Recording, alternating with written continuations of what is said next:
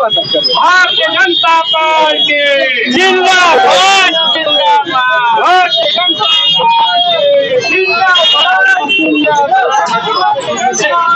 भैया वो व्यापारी उनके लेंगे हमन के देंगे देना हम लोग तो लेना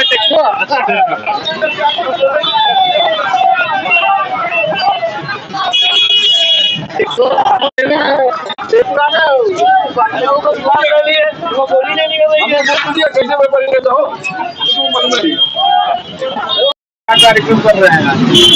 आज तीसरी बार जो है भारत के यशस्वी प्रधानमंत्री हिंदू हृदय सम्राट जिनको हम कहते हैं माननीय नरेंद्र मोदी जी शपथ ग्रहण ले रहे हैं। भारत का मान सम्मान पूरी दुनिया में बढ़ाया गया है। आज हम लोग यहाँ नक्काश चौराहे पे हिंदूवादी संगठन भारतीय जनता पार्टी जो है यहाँ एकत्र होकर हम एक दूसरे को मिष्ठान के द्वारा जो है मिठाई खिलाकर एक दूसरे से आपस में खुशियां बांट रहे हैं। भारत जो है शक्तिशाली राष्ट्र बना है आज मोदी जी के नेतृत्व में। सारे हिंदू समाज को आज मोदी जी पे गर्व है और योगी जी पे गर्व है। धन्यवाद। एक बात बताइए, तीसरी बार सरकार बन रही है, अयोध्या में क्यों आ गए, क्या कारण था? देखिए अयोध्या का कारण जो है आप मत पूछिए, ठीक है। सरकारें बनती हैं बिगड़ती हैं, कहीं एक सीट ज्यादा कहीं एक सीट कम आता जाता रहता है, ठीक है। कहीं ना कहीं चूक हुई है, ऐसा नहीं है कि चूक नहीं हुआ है। पक्षी जो बताइए राम को लाने वाले इतना जगह क्या कारण है, क्यों हारे, क्या कारण है, क्यों नहीं? हमारे वहाँ जो है कहीं ना कहीं भीतरघात हुआ है। उस भीतरघात की वजह से ही जो है भारतीय जनता पार्टी की कम सीटें आई हैं।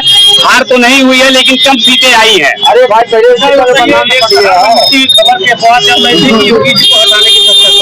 देखिए योगी जी को वो खबर जो आप लोगों के बीच चल रहा वो खबर गलत है।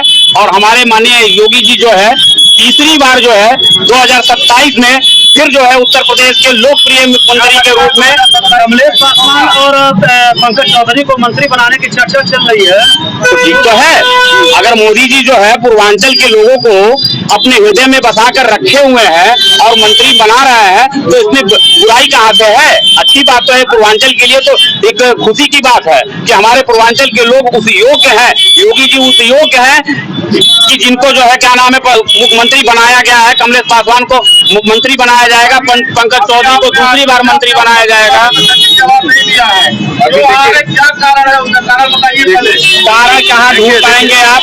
देखिए तमाम चीजें हैं। अभी आपने बोला है कि हम हारे नहीं है, सीटें कम आई है। हम थोड़ा सा आपको संज्ञान में लाते हैं।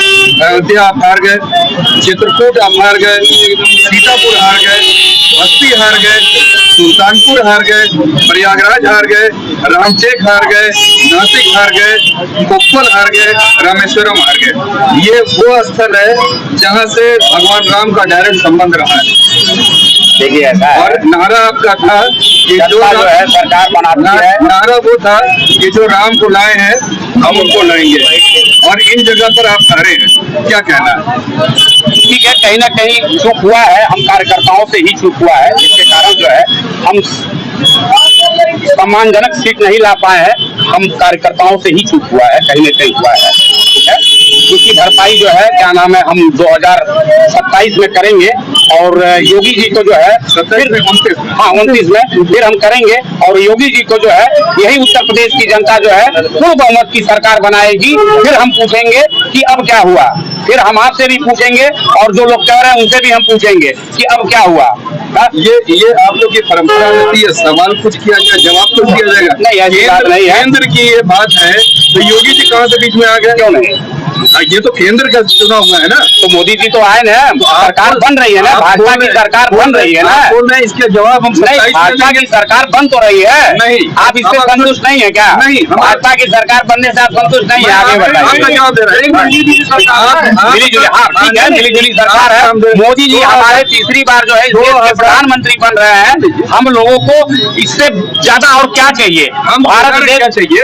2014 अब की बार मोदी सरकार, 2019 अब की बार मोदी सरकार, 2024 अब की बार 400 पार मोदी सरकार। आपके पीछे फ्लैश हो रहा है। एनडीए सरकार, बहुत बड़ा डिफरेंस है। मोदी सरकार बदल करके एनडीए सरकार हो गई है, क्या कहना है? पहले तो 400 के पार का नारा लगाते थे, अब एनडीए का लगा है, एनडीए सरकार। नहीं, एनडीए सरकार तो पहले भी हम नारा देते थे ना, कभी नहीं किए है, और क्या, क्यों नहीं? अटल जी के टाइम में भी दिए हैं। अटल जी की बात छोड़ दीजिए, इंडिया सैनिक किया वो हार गए। 2014, 19 और 24 की बात मोदी जी सरकार बना रहे हैं और आप देख भी रहे हैं एनडीए सरकार बन रही है। एनडीए सरकार बन रही, ठीक है, कोई बात नहीं है, कहीं ना कहीं समर्थन लेना पड़ जाता है, राजनीति है, ठीक है, सत्ता आती जाती रहती है, किसी की भी आएगी जाएगी। जहाँ जरूरत पड़ेगा हाथ मिलाने की वहाँ हम हाथ ही मिलाएंगे और उन्हीं से हाथ मिलाएंगे जो हमारे अपने हैं, जो हमारे अपने हैं उन्हीं से हाथ मिलाएंगे। आज अजीत पवार जी का एक स्टेटमेंट आया है जो उन्होंने कहा है कि मुझको कैबिनेट मिनिस्टर से नीचे कोई से बर्दाश्त नहीं है। देखिए, हालांकि मैं जा रहा हूँ शपथ ग्रहण में, उन्होंने साफ ये स्टेटमेंट दिया है। कैसे देखते हैं? आपके तो घटक दल है, एनडीए के मेंबर है वो, ठीक है, सबका स्वागत है अभी तो, ठीक है, अब आगे देखा जाएगा। और भी हमारे वक्ता हैं यहाँ, हमारे सीनियर हैं, वो भी कुछ जवाब देंगे आपको, अभी आप उनसे भी बात करिए। शुभकामना आपका जो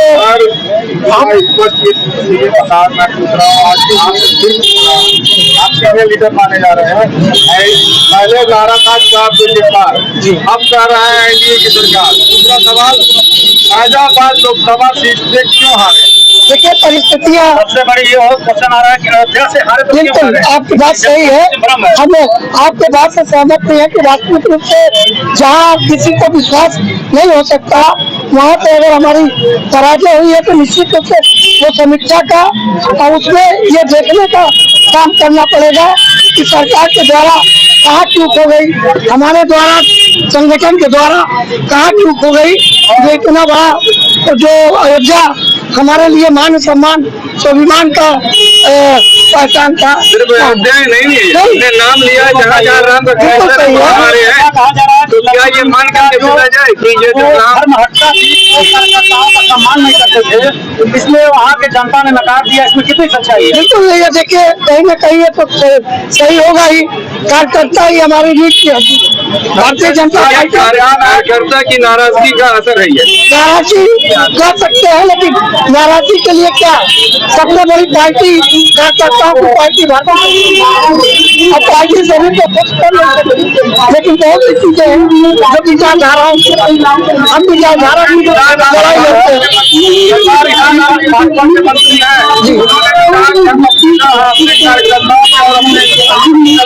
बीजेपी के इंटरनल पॉलिटिक्स से हमारे देखिए समीक्षा का विषय निश्चित रूप से आपत्तियों के बाद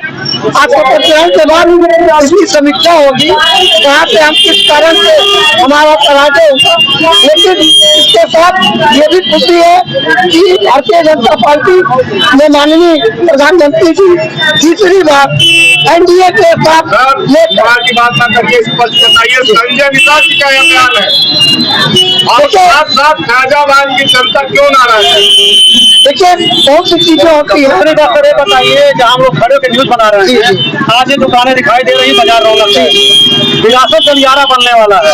जो हाल फैजाबाद का हुआ विकास के नाम पे, क्या ये अगर विकास होता है तो गोरखपुर क्या स्थिति होगी? 200 वाली बिल्कुल सही है। देखिए जब विकास होता है तो कहीं न कहीं नुकसान तो होता ही है, और जब विकास होगा तो थोड़ा बहुत चौड़ीकरण में व्यापारियों का नुकसान, चौड़ीकरण होता है तो गोरखपुर का फैजाबाद का हाल न हो जाए, मुझे डर लग रहा है। बिल्कुल सही है। देखिए लेकिन इस बात का प्रयास किया जाएगा। माननीय प्रधानमंत्री जी, माननीय मुख्यमंत्री जो हमारे अगुआ भी है, हम लोग के मुखिया भी हैं, 2 बातें खुल करके आ रही हैं कि सर्किल रेट जी गोरखपुर अन्य जिलों का अभी तक बढ़ा नहीं है।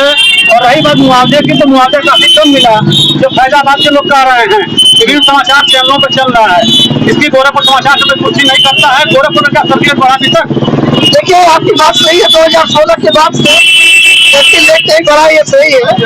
और वास्तव में ये राजस्व का विषय है, माननीय मुख्यमंत्री जी के द्वारा ही राजस्व तय होते हैं।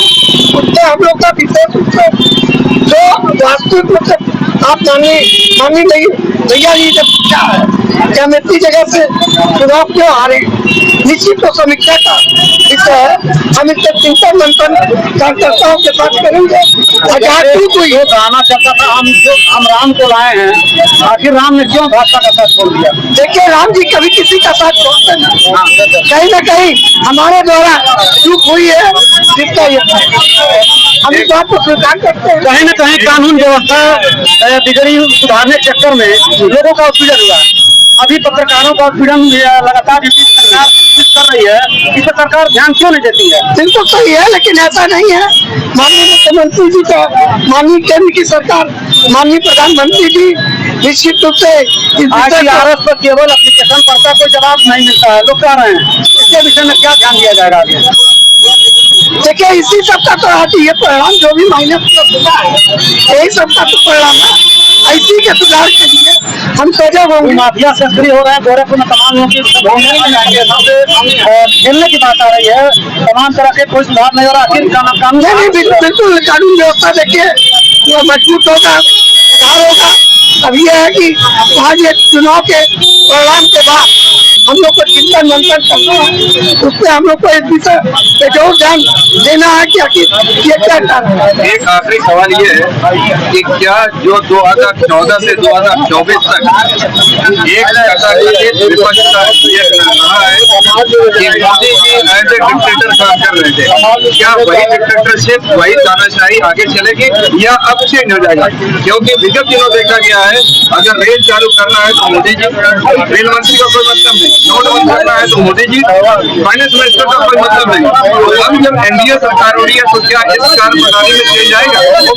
निश्चित रूप से देखिए, माननीय प्रधानमंत्री जी एनडीए का गठन हो रहा है, तो बहुत सी चीजें अब अगर अपने सहयोगी दलों से विचार विमर्श किए कोई भी निर्णय नहीं ले सकते, ये सही है। और माननीय प्रधानमंत्री जी ने इससे पूर्व में जो भी निर्णय लिया वो देश हित के ही लिए लिए, वो बात अलग है कि बहुत सी चीजें जनता के लिए लाभकारी होती है और उन्होंने जो लाया जनता ही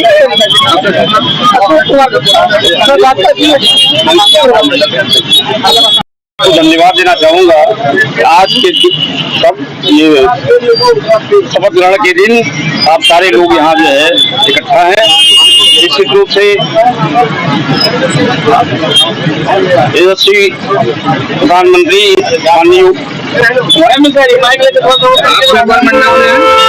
व्यापार मंडल से है, व्यापारी सबसे जीएसटी को बीजेपी लाई थी, तो क्या एनडीए का जो सरकार बन रही है उसमें कुछ रिलैक्सेशन होने वाला है? व्यापारियों के लिए रिलैक्सेशन होने की कुछ उम्मीद नजर आ रही है क्या? निरंतर प्रयास हो रहा है। हम चाहेंगे कि जीएसटी में सुधार हो और निश्चित रूप से सरकार ने जो है काफी सुधार लाया है। नहीं, चाहने से नहीं है, जीएसटी लगातार इम्प्लीमेंट होता जा रहा है, सख्ती के साथ हो रहा है।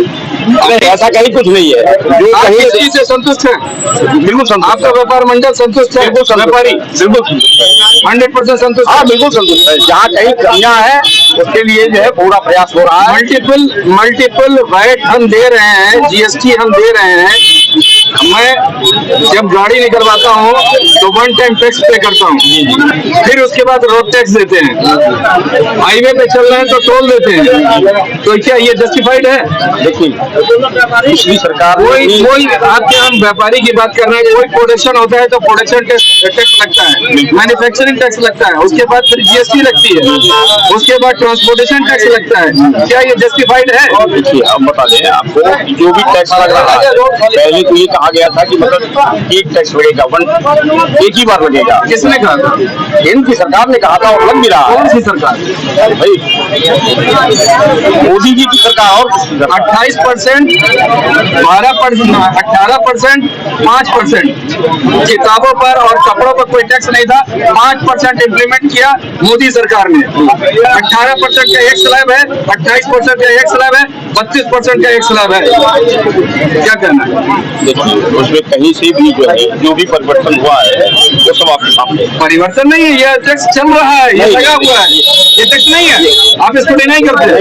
लड़ाई नहीं कर रहे हैं, हमारा ये कहना है कि जो आप भी बोल हुआ रहे है हैं कि हम आपकी गवर्नमेंट है, बीजेपी ने बोला है कि 1 नेशन 1 टैक्स, आप अभी इसको डिनाई कर रहे हैं कि हम नहीं? ये कह तो रहे हैं कि जो भी है वो परिवर्तन हुआ है और परिवर्तन करके कहाँ हुआ है परिवर्तन? कहाँ सुधार हुआ? आप एक बार सुधार देखिए, हम देखिए, देख के बात मैं एक बार देख लीजिए। मैं देख के बात कर रहा हूँ। बता दीजिए कपड़े पर और कागज पर कितना % टैक्स है? ये तो अभी जो नया आया है पता नहीं कैसे व्यापारी ने तो है, हाँ। आपका शुभ नाम बताइए। रमेश गुप्ता।